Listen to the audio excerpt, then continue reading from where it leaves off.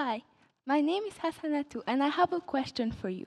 When everything around you changes, the language, the food, the way people talk, what keeps you grounded? Holding on to who we are in a changing world. How important is our cultural identity, and how does whether or not we cling to it determine the way we adapt to new social cultural contexts? Cultural identity is everywhere in our everyday lives.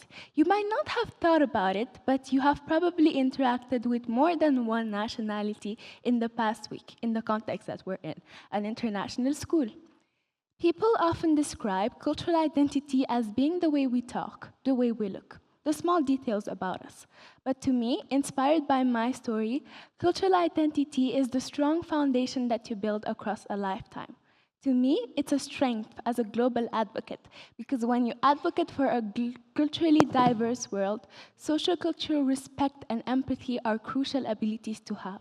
After all, you advocate for everyone, not just one part of the world. And the ability to do so myself stems from my cultural identity. By the end of my talk, I hope you'll see three things from a clearer lens. Our stories shape us. Adaptation does not rhyme with giving up who we are, and holding on to who we are in a changing world is a constant challenge. The stories we listen to and remember shape us. They show us what to value, what to fear, what to advocate for. Through them, we get more than just words, we inherit ways of seeing the world. Whether it's a story told by a grandmother, or a lesson taught by a teacher, or even a song in our playlist, in the long term becomes a mirror of our singularity, reflecting who we are and what imprint we might leave behind. Storytelling is how cultural identity travels from one generation to another. And family is where identities brew. For example, if a child grows up in a family that has discriminatory behaviors towards one specific community, they're most likely to foster those behaviors into adulthood. In my case, my grandmother, with whom I love spending time, would tell me bedtime stories in Wolof, a West African language spoken by the Wolof people. She would tell me Fulani folklore, silly things my mom and aunts did when they were young. And my favorites of all time, her childhood memories in Mauritania. Those moments I had with her stuck with me. First, because she had a very interesting childhood. She was climbing trees at 8, and she got kicked by a camel once, which I find very interesting. Second, because I felt like I belonged. And as a teenager, in the stage of life that I'm in, it's a very warm and fuzzy feeling once in a while. The stories we listen to, they define us, because as I listened to those stories when I moved abroad and I don't have the opportunity to see her as often as I did, her words are like guardian angels sticking to me wherever I am. So whenever we ask me to repeat my name, which is by default at this point, fault of pronunciation, I do so because I'm conscious and proud of the grand and beautiful history behind it. When I was in Senegalese elementary school, I was introduced to this quote by Amadou Hampâté-Bâ. En Afrique, quand un vieillard meurt, c'est toute une bibliothèque qui brûle, which translates to, in Africa, when an old man dies, it's an entire library that goes up in flames. His words tell a simple truth. Centuries and centuries of African history were recorded through oral tradition, whether it was songs, stories, or performative arts. And elders are the one to carry those genealogies, memories, values through the proverbs and stories that they share today. History wasn't stored in books, it lived within people. And to me, it's a very beautiful thing about my history that history wasn't stored in books. This teaches us that our stories are more than just words. When we share them, we share with people our views of the world. And Amadou Hampâté-Bâ was speaking about Africa, but his words expand far beyond. When a grandparent forgets their stories through age-related diseases like dementia or Alzheimer, etc., when a language disappears, or even when a story is left untold, it's his library that goes up in flames. And it doesn't matter if it's a griot from West Africa, or a grandmother in France, or an elder in a native community in North America, the loss of a story feels the same everywhere. Research supports the idea that our stories shape how we view ourselves. And Britannic linguist Ken Hyland explains that identity can be explored through the stories we tell about ourselves, meaning that storytelling is more than just entertainment. we share ways of seeing the world. Through them, we get more than just words. We inherit ways of seeing the world, which is a very grand thing. And our stories, they show us what to value, what to fear, what to advocate for. For example, some might argue that our cultural identity holds us back from change, that this globalized world that we're in calls for further innovation and global connection rather than cultural distinction and heritage. But our stories don't hold us back from change. They give us the strength that we need to engage with the world. They build the foundation for greater achievements. So when we hold on to who we are, we don't just survive the changes of a changing world. We grow stronger, more resilient, and with a greater power of making a difference. There's not much one can build without a foundation, is there? We don't start building our houses from the top up, do we? We are trees, and we cannot produce fruits of global advancements without strong roots to provide us with the necessary nutrients of confidence, courage, and a sense of identity. But then, what happens when those stories collide with change? You step in a new country where no one knows your name, your tradition, your language, or even how to pronounce your name. Moving abroad has taught me that cultural identity does not rhyme with exchanging our heritage with with the new context we're being confronted with. It's about learning how to grow new roots while preserving the ones we already have.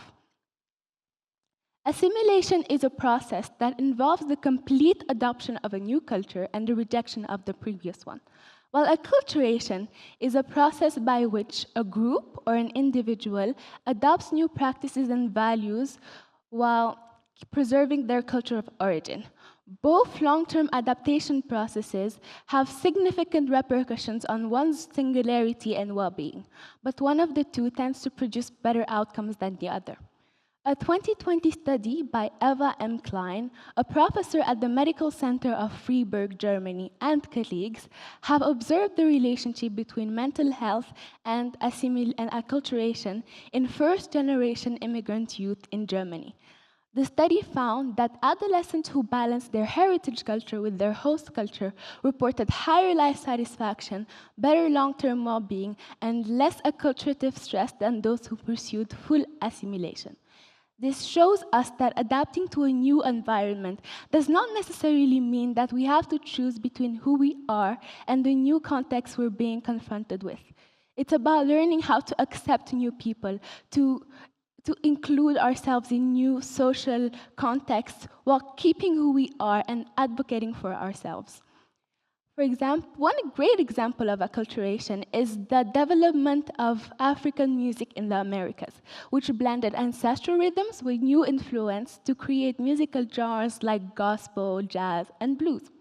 The millions of Africans who were torn away from their homelands, from what they knew, were able to preserve what they already had and build upon it even in times of hardship. Another study, a survey that was conducted among first-generation teens in Spain that had moved to Spain when they were young, they were asked to identify themselves using ethnicity or nationality terms. 64.5% of those teens identified using only their culture of heritage. 18.2% identified using both their host and heritage culture, and they reported the higher life satisfaction of all three categories. While in contrast, only about 9.2% consider themselves as fully assimilated, and they reported a weaker well-being and long-term sense of identity.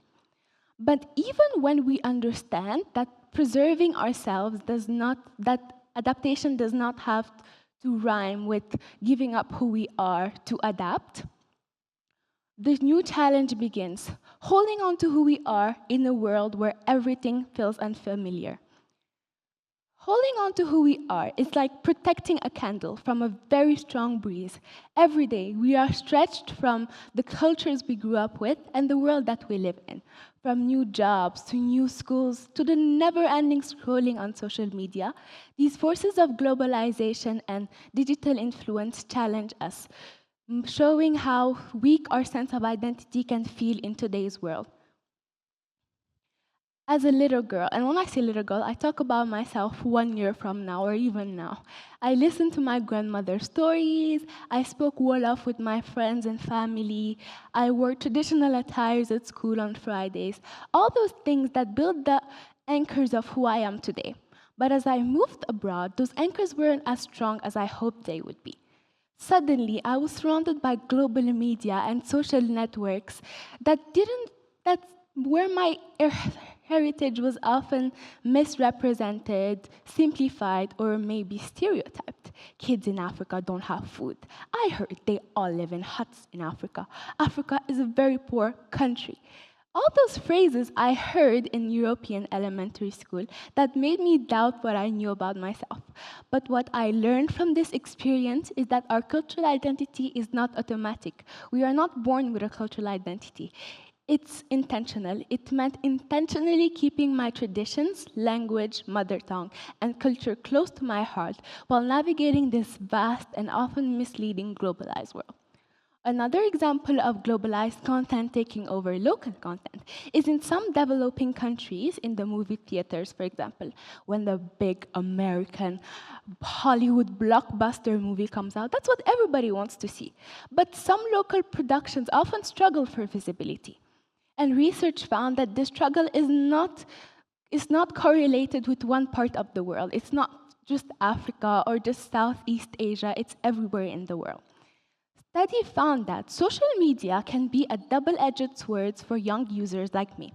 While it allows for cultural expression and celebration, it also exposes young users to simplified, stereotyped, and a lot of misfiltered content that can blur or erase the seams that differentiate cultures. A 2024 study by the American Journal of Arts, Social and Humanities Studies have found that while some social media platforms like TikTok or Instagram allow for cultural celebration, they also expose users, they put an invisible pressure on users to conform to trends and standards that don't quite embody the richness of their heritage. In other words, if we're not careful about what we consume and repost online, we may let social media rewrite our story, shaping how we view ourselves. This journey across my perspective has been about asking how we can stay rooted to who we are and how our cultural identity is the thread that keeps us from unraveling and let ourselves be swept away by the hurricane of global change. So as the world keeps shifting, may we be the ones to hold on. May we never forget to pause, to think about our stories, about the pieces of home that make us feel whole. Because holding on to who we are is the first step to making a difference and is arguably the essence of a changing world. Thank you.